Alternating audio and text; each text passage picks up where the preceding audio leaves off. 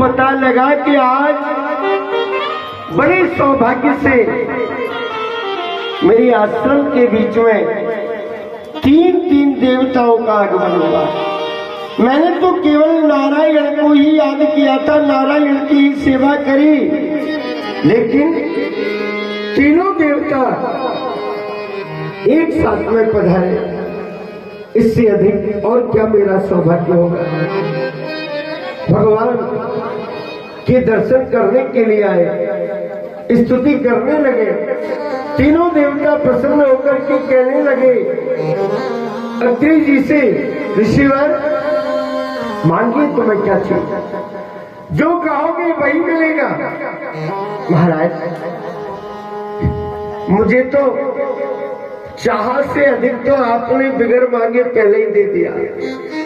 मैंने तो उपासना तपस्या केवल एक ही देव की करी, परंतु तीन आ गए, इससे ज्यादा और क्या चाहिए।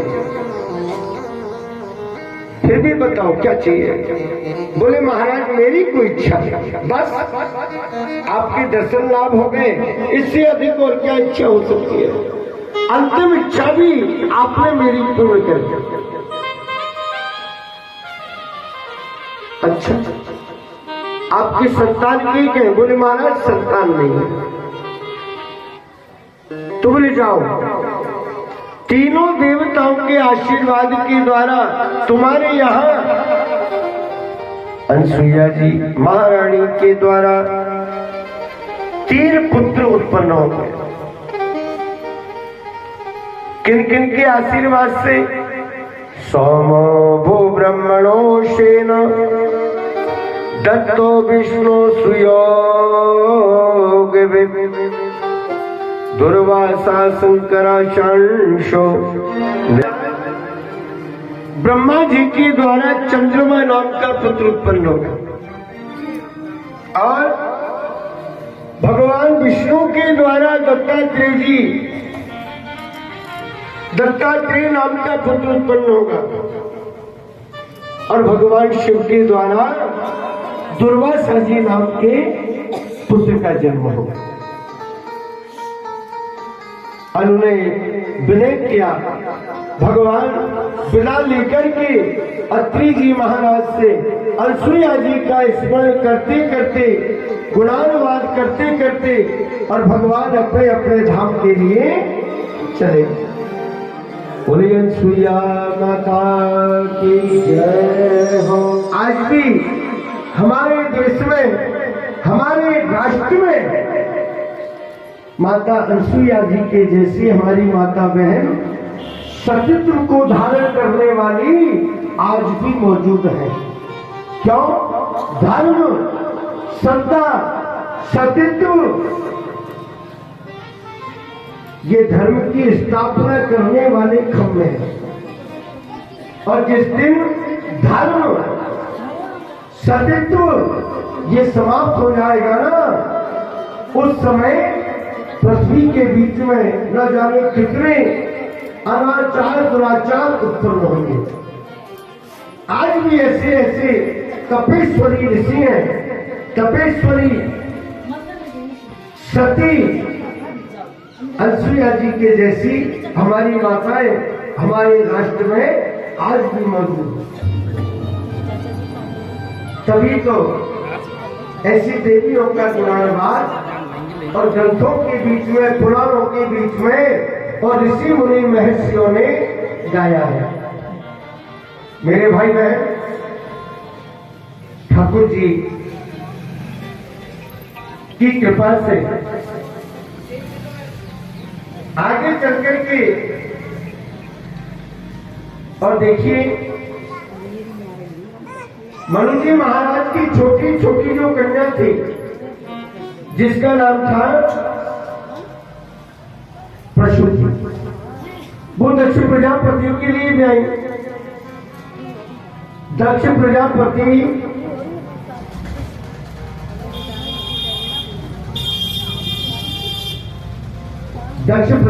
ने प्रसूति के द्वारा 60 कई 27 चंद्रमा को ब्याई इत्यादि इस प्रकार से 60 कन्याओं का और विवाह संस्कार संपन्न कर दिया।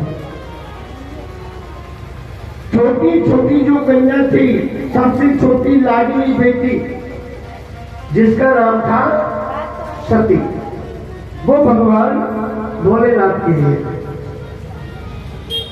एक बार भोलेनाथ और राजा दक्ष के बीच में आपस में कुछ मतभेद हो गया, और मतभेद भी किस बात का, केवल ये मान सम्मान वाली बात।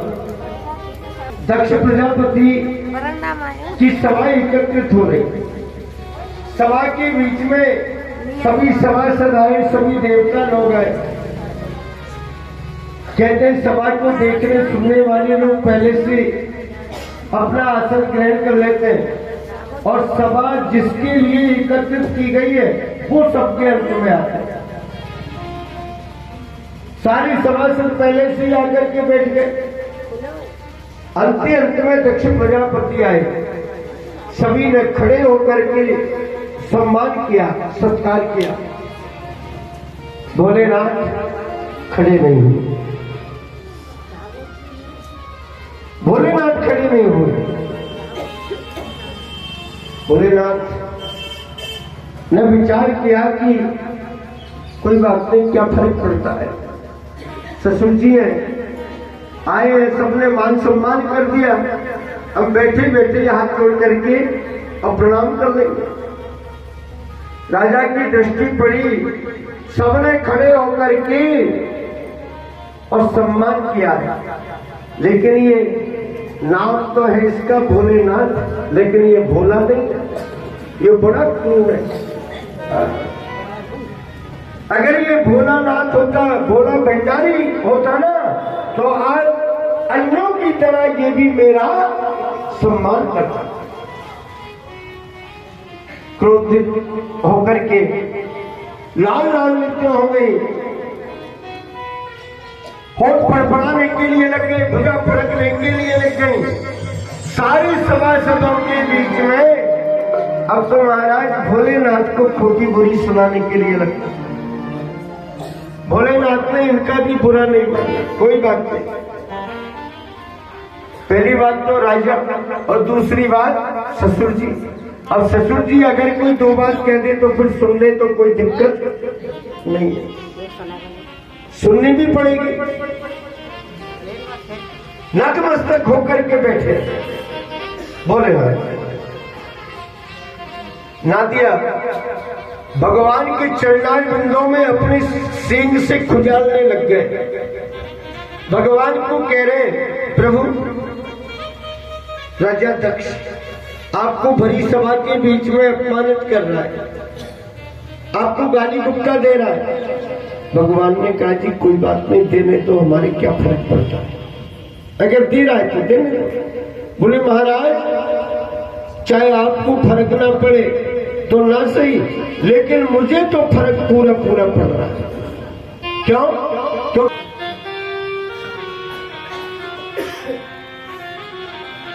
चाहे आपको इस बात का कष्ट ना हो, लेकिन मुझे हो रहा है। और हमारे शास्त्र कहते भी हैं भगवान की निंदा नहीं करना चाहिए, और अगर कोई आपके सामने निंदा कर रहा है ना, आप सुन नहीं सकते तो फिर वहां से उठ करके चले जाइए।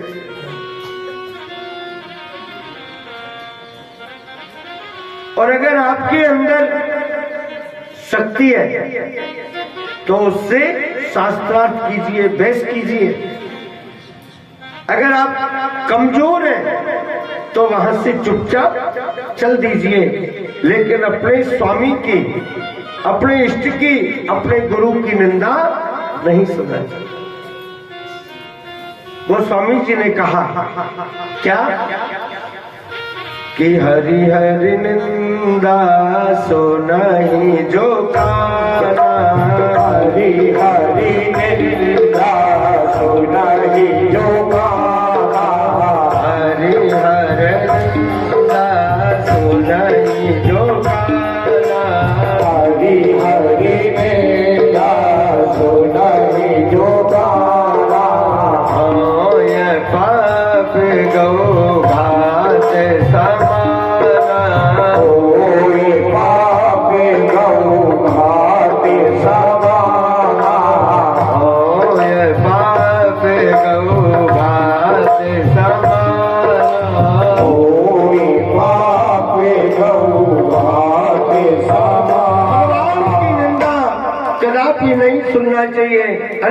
उसे गऊ के घात के समान दोष लगेगा। कदापि किसी की निंदा मत करो। अगर कोई तुम्हारी निंदा कर रहा है, हो सके जितना हो सके ना दूसरों की प्रशंसा ही किया करो। क्यों? कभी भी वो बात धीरे धीरे धीरे धीरे उसके कानों तक पहुंचेगी।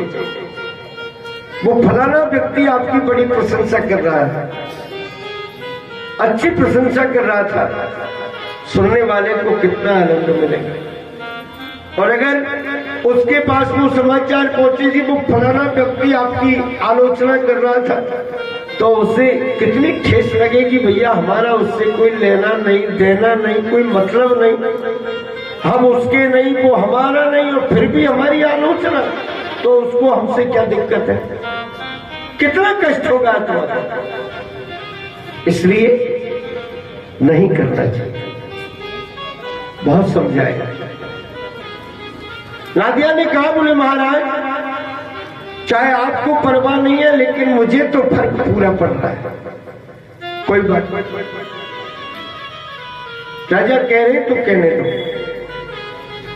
भरी सभा के बीच में क्रोधित होकर के भोलेनाथ को दक्ष प्रजापति ने श्राप दे दिया कि जाओ तुम्हारा यज्ञों के बीच में से भाग बंद हो जाएगा। यज्ञों के बीच में भाग तुम्हारा नहीं रहेगा, भाग बंद। प्रभु जी महाराज दक्ष प्रजापति की बातों को सुन सुन करके मुस्कुरा रहे थे। ये इनके गुरु थे, यज्ञाचार्य थे, लेकिन मुस्कुराने के लिए लग रहे।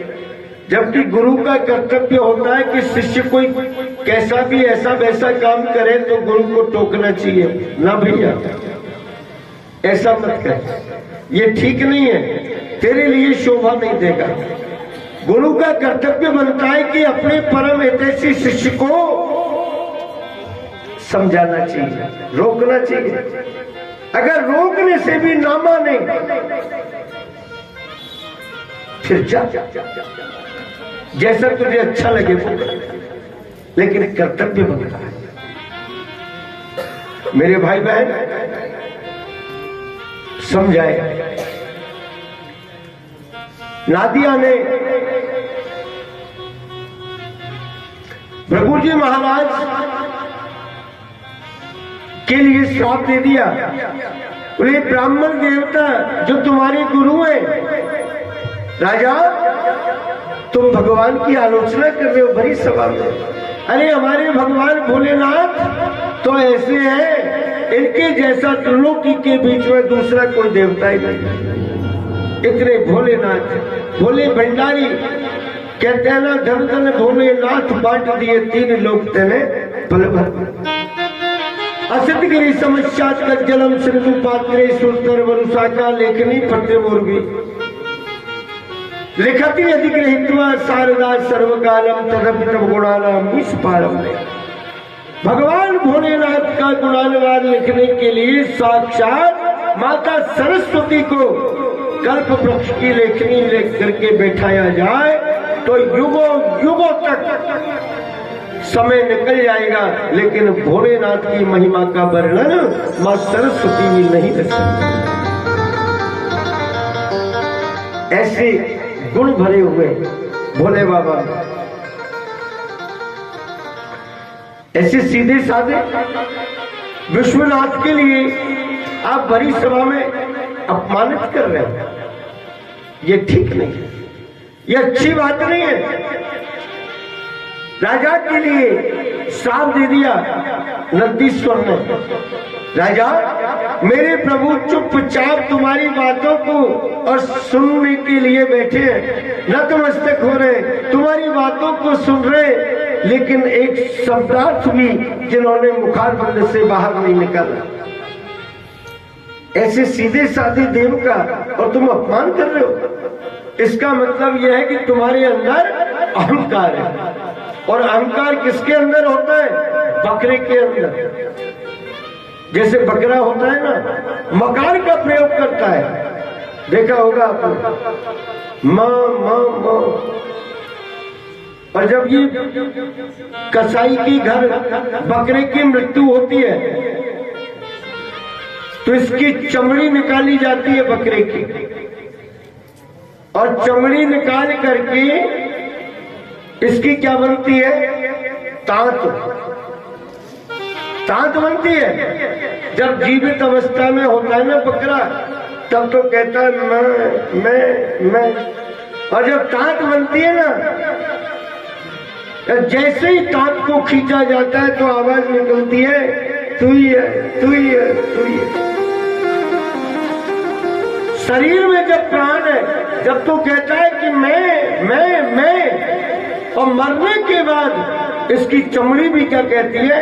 तू ही है, तू ही है, तू ही है। बोले मैं कुछ नहीं हूं, जो भी है वो तू ही है।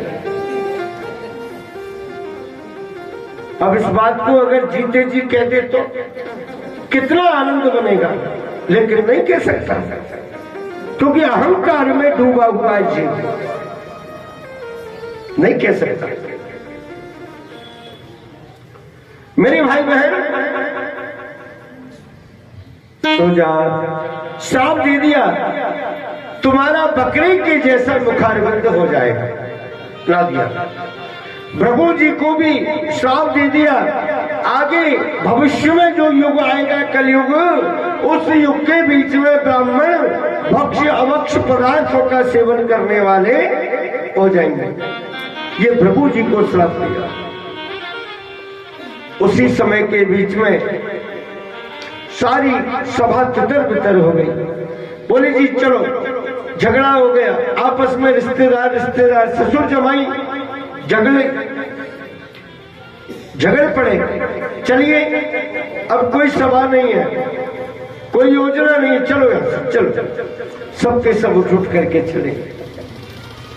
जो सारे के सारे लोग चले गए, राजा ने अपने गुरु को बुलाया और कहा कि महाराज एक सुंदर यज्ञ का आयोजन करो और सारे देवताओं को आमंत्रित करो, सभी के लिए बुलाओ, केवल भोलेनाथ को छोड़ो, बस भोलेनाथ को मत बुलाना।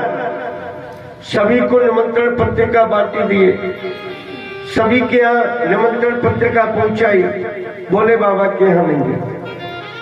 राजा दक्ष ने सुंदर यज्ञ का, विशाल यज्ञ का आयोजन किया। सारे देवता देवी, यक्ष, सिद्ध, चानर, गंधर्व, विद्याधर, सिद्ध, दिक्पाल, क्षेत्रपाल, लोकपाल, सबके सब उस यज्ञ के बीच में आमंत्रित किए गए। भगवान भोलेनाथ को नहीं बुलाया। विमानों के बीच में देवताओं की देवियां बैठ करके जा रहे। महाराज, विमानों के बीच में जब देवियां बैठ करके जा रही हूं, जैसे ही कैलाश पर्वत के ऊपर से विमान गुजरने लगे, विमान रुक गया। माता पार्वती को, सती जी को कहने के लिए लगे, अरे देवी सती, तुम तुम्हारे पिता के यज्ञ में नहीं गई क्या? मेरे पिता के यहाँ ये कैसे हो सकता है? विश्वास नहीं किया, क्या पता कोई वैसे कह गया हो। थोड़ी देर पश्चात दूसरा विमान आया, वो विमान भी रुका और वो भी देवी जी को संबोधित करने के लिए लगा। उसमें भी देवताओं की देवियां, गंधर्वों की गंधर्वियां इत्यादि विराजमान थी। देवी सती, तुम तुम्हारे पिता के यज्ञ में नहीं गई? अब तो सती जी को विश्वास हो गया कि निश्चित रूप से मेरे पिता के यहाँ कोई ना कोई बड़ा आयोजन है, बड़ा आयोजन है। परंतु मेरे पिता ने हमें निमंत्रण कैसे नहीं दिया? क्या बात हो गई? हमारे पिता को निमंत्रण तो देना चाहिए था, कैसे निमंत्रण नहीं? महाराज हाथ जोड़ करके भगवान भोलेनाथ को प्रार्थना करने के लिए लगी, स्वामी कृपा कीजिए, मुझे बताइए कभी आपके मेरे पिता की कोई बात हुई क्या? बोले ना, क्यों, क्या बात है? बोले जी नहीं, मुझे ऐसा लगता है कभी ना कभी कोई बात ऐसी हो गई हो, देखो हो जाए आपस में रिश्तेदारी का मामला, छोटी मोटी बात होती रहती है, तो कहीं कोई बात बनी हो कि नहीं देवी ऐसी तो कोई बात नहीं है, लेकिन एक बार तुम्हारे पिता ने एक सभा एकत्रित करी, उस सभा के बीच में मुझे भी बुलाया, मैं भी गया, तुम्हारे पिता सबके अंत में आए, मैं मेरे सिंहासन से खड़ा न हुआ, इस बात को लेकर के जरूर वो नाराजी सी हो गई, नहीं तो और इसके अलावा कोई दूसरी बात नहीं है। सती जी समझ गई कि बस ये चक्कर पड़ा, इसीलिए निमंत्रण नहीं दिया। बोले महाराज एक निवेदन करो। बोले क्या? बोले मेरे पिता के यहाँ और विशाल यज्ञ का आयोजन हो रहा है, आप कृपा करें, सारे देवी देवता यक्ष सिद्ध चानर सिद्ध विद्याधर सभी यज्ञ में जा रहे, तो देखो जी हमें भी जाना चाहिए। भोलेनाथ ने कहा कि देवी मेरी तरफ से कोई मना नहीं है जाने की, अगर तुम चाहो तो जा सकते हो, लेकिन ये बताओ कोई लेने वाला आया था क्या? बोले जी लेवी वालों तो कोई नहीं आया। तो लेवी वालों कोई नहीं आया तो कोई चिट्ठी पत्री आई? बोले जी वो भी नहीं आई, ना तो कोई लेने वाला आया, ना कोई सूचना आई, निमंत्रण पत्रिका भी नहीं आई, तो फिर कैसे जा? इसलिए कहते हैं ना, बिगर बुलाई जाए आपकी हाथन कदर घटा। हमारी माताओं को अपने पियर में, कहा पियर पक्ष में माता पिता के घर में हमारी माता बहनों को बिगर बुलाई कदापि नहीं जाना चाहिए। कितनी माताओं की आदत होती है, लोग कहते हैं जी शादी कहाँ करोगे? बोले लोकल में। लोकल क्या किया है? तो ज्यादातर सुनने को मिलता है हमको ऐसा, अगर लोकल में शादी करी तो क्या करोगे? या तो वो बेटियां रोजाना ही पियर में भगेंगी, या फिर वो माता जी अपनी बेटी से संपर्क बना करके रखेंगी, और जिस बेटी का संपर्क अपनी ससुराल में भी अगर अपनी माता से बना हुआ है ना, तो निश्चित रूप से ससुराल में वो दरार पैदा कर देगी।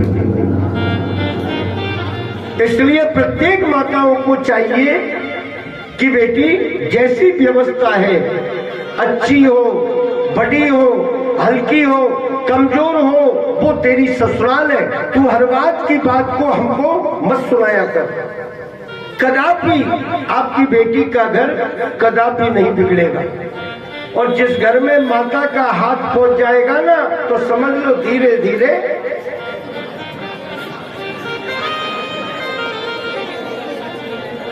मेरे भाई बहन अपने माता पिता के यहाँ कदापि बिगर बुलाए नहीं जाना चाहिए।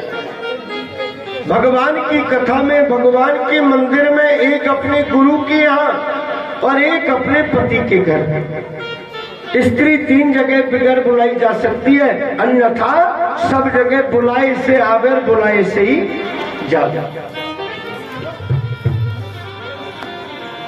बहुत समझाए, बहुत मना किए, लेकिन हाथ जोड़ करके देवी जी कहने के लिए लगी, प्रभु हे स्वामी। शिव से बोली सती सुनो मेरे पति, नाम तुमने लिया मेरा गया, आज्ञा पाऊं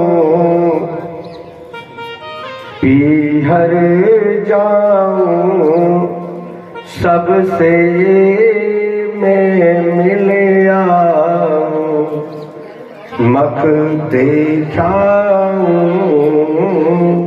पी पड़ेगा तुम्हें कहना, पिया पड़ेगा तुम्हें कहना, पिया पड़ेगा तुम्हें कहना। बार बार हाथ जोड़ करके उन्हें विनय करने के लिए लगी, स्वामी